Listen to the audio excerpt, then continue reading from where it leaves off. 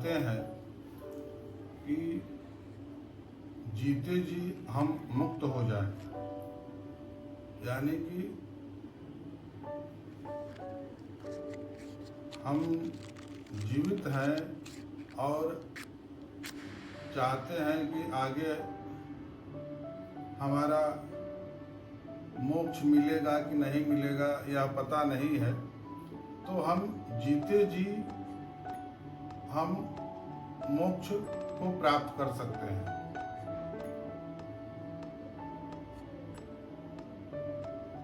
इसके लिए एक प्रक्रिया है, वह करके आप जीते जी आप मुक्त हो सकते हैं। जैसे कि कभी कभी होता क्या है कि बहुत व्यक्ति का उसके शरीर छोड़ने के बाद उसका श्राद्ध कर्म इत्यादि ये सब नहीं हो पाता है। जैसे उसका जो शरीर का जो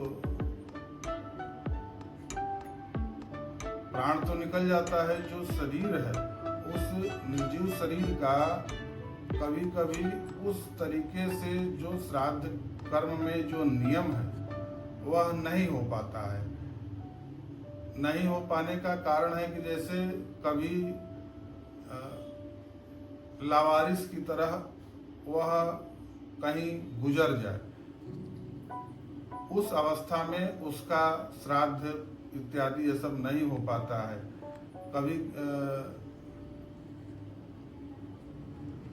कभी होता है कि उसका कोई संतान नहीं है, उस परिस्थिति में भी नहीं हो पाता है। कभी संतान रहते हुए भी संतान उस चीज को नहीं निभाता है, वह नहीं कर पाता है। तो इसके लिए एक विधान है कि अगर वह व्यक्ति जीते जी एक यह गोपनीय चीज है, जीव श्राद्ध इसको अगर वह कर लेता है तो वह जीते जी मुक्त हो जाता है। अब उसका कोई श्राद्ध करे या ना करे उससे उसको कोई फर्क नहीं पड़ता, क्योंकि वह जीते जी मुक्त हो गया है, मोक्ष उसको मिल गया जीते जी।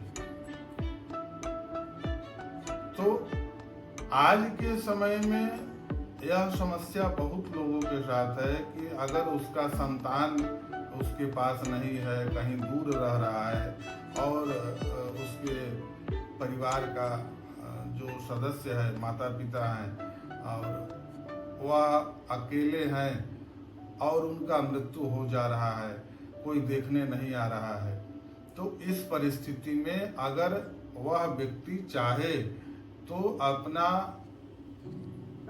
पिंड दान वो अपने खुद कर सकता है, अपना श्राद्ध वह खुद कर ले। स्पष्ट भाषा में हम बता रहे हैं कि यह जो प्रक्रिया उसके मरने के बाद, गुजरने के बाद जो प्रक्रिया होता है वह पहले ही कर ले, तो उसको उस प्रक्रिया को हम बोलते हैं जीव श्राद्ध। जीव श्राद्ध इस प्रक्रिया को बोलते हैं जिसमें कि यह जीते जी अपना हम पिंड दान इत्यादि सारा कर्म हम जो हमारा पुत्र करता है मरने के बाद, वह हम जीवित अवस्था में ही अपना सारा कुछ कर सकते हैं। उसके लिए क्या विधान है तो सूक्ष्म में हम आपको बता देते हैं कि उसके लिए क्या विधान है, सूक्ष्म में आपको बता देते हैं। जीव श्राद्ध इसका वर्णन पुराणों में वर्णित है कि इस प्रक्रिया से आप जीते जी जीवन से मुक्त हो सकते हैं। आपका श्राद्ध कर्म हो चाहे ना हो, आप उस चीज से आपको मुक्ति मिल जाएगा। तो इसके लिए करना क्या होता है तो आपको इसके लिए किसी योग्य ब्राह्मण को पहले खोजना होगा, जो कि जानकार हो, कर्म कांड का उनके पास पूरा ज्ञान हो, और इस कर्म को वो जानते हो कि हाँ इस कर्म को कराया जाता है, इस कर्म को किया जाता है, तभी तो कराएंगे। अगर वो जानेंगे ही नहीं तो कराएंगे कैसे? तो यह चीज पहले आप योग्य ब्राह्मण को खोज ले। उसके बाद इसके लिए आपको एक जगह खोजना होगा जो कि तीर्थ स्थान हो, नदी का किनारा हो, साफ सुथरी जगह हो। वहीं पर आपको जगह उस तरह का आपको चयन कर लेना है, और वहीं पर जो उसका प्रक्रिया है, प्रक्रिया में है कि उसमें ब्रह्मादि देवताओं में 25 देवता का उसमें पहले हवन करना है, और स्थंडी बनाकर वेदी बना करके वहां अन्य देवताओं का भी पूजन करना है इत्यादि। यह प्रक्रिया आपको उसमें अलग अलग तरीके से आपको 7 दिन या 1 दिन उसमें आपको कर लेना है। 8वें दिन आपको 7 दिन जब पूरा हो जाएगा तो 8वें दिन आपको उसमें 8 ब्राह्मणों को भोजन कराने का विधान है, और 8 ब्राह्मणों को भोजन कराने के बाद उनको हर संभव वस्त्र, जो भी भौतिक सुख का सामग्री होता है, ओढ़ने के लिए, सोने के लिए इत्यादि, ये सारा आपको दान करना है। उसके बाद उस प्रक्रिया के पूरा होने के बाद ब्राह्मणों को भोजन इत्यादि ये सारा चीज कराने के बाद, ये सब दान करने के बाद, अगर उसमें और वृद्धि चाहते हैं तो उसमें वर्णन है कि आप 1000 ब्राह्मण को भी खिला सकते हैं। अब ये प्रक्रिया हो जाने के बाद, यह प्रक्रिया हो जाने के बाद आप आगे आप जीवन से मुक्त हो जाते हैं। अब उस व्यक्ति का जो यह प्रक्रिया पूरा कर लेता है, उसके घर में, उसके परिवार में अगर कोई गुजर जाता है तो उसको उसका दोष नहीं लगता है, यानी कि मरने पर परिवार में उसको सूतक नहीं लगेगा। वह केवल स्नान कर लेगा, उसी से उसका शुद्धि हो जाएगा, उसको सूतक नहीं लगेगा। उस व्यक्ति का अगर वह व्यक्ति यह कर्म करने के बाद अगर संयोगवश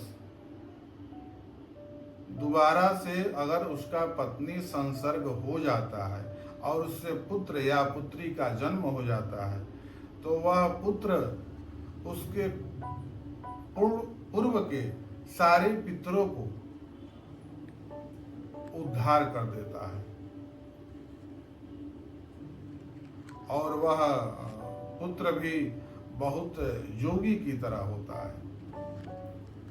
और अगर पुत्री होगी तो अपर्णा माँ पार्वती की तरह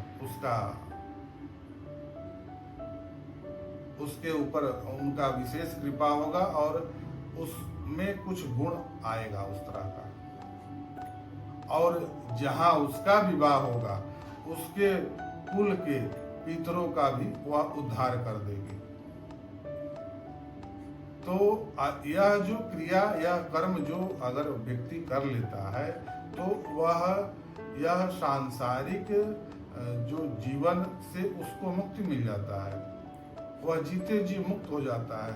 उसके बाद वह नित्य नैमित्तिक पूजा करे ना करे कोई फर्क नहीं पड़ेगा, वह कुछ भी करे नहीं करे, क्योंकि वह जीवन मुक्त हो जाता है।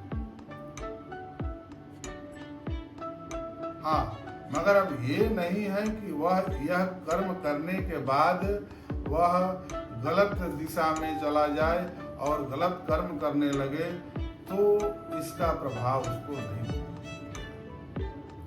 गलत दिशा में का मतलब कि वह पाप की दुनिया में उसमें पूर्ण रूप से संलिप्त हो जाए, तो फिर इसका किया हुआ यह सब नष्ट हो जाएगा।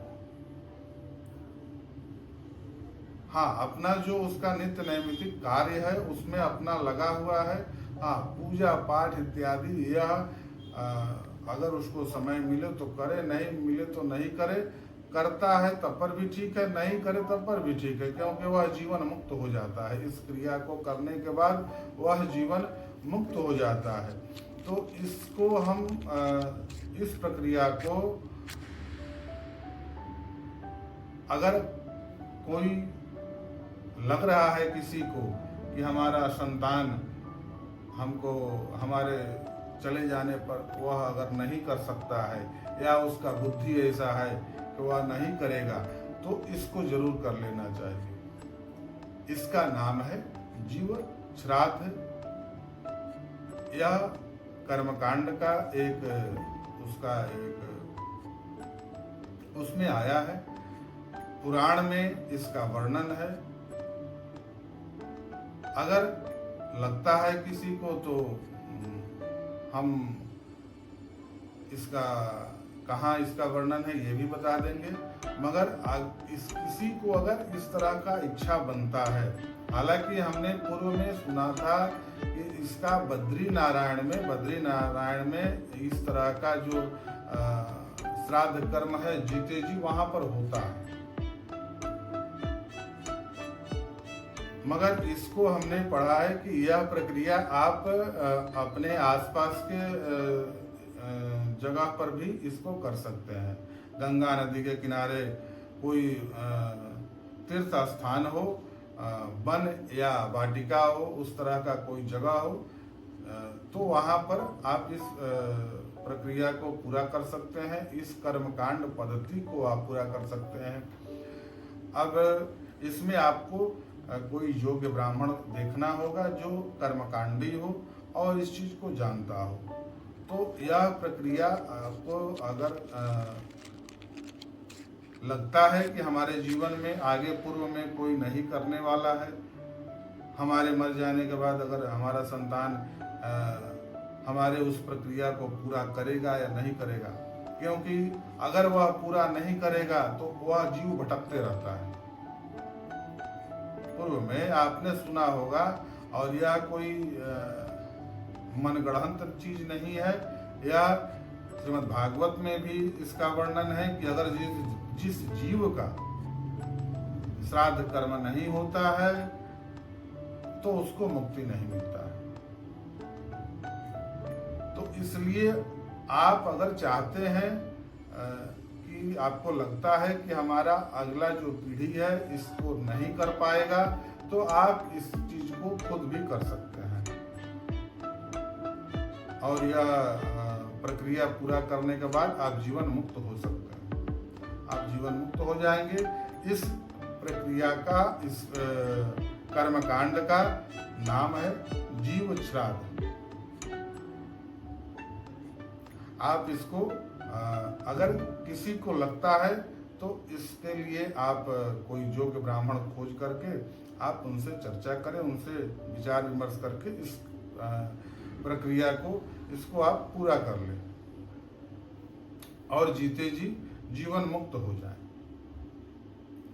जय भगवान।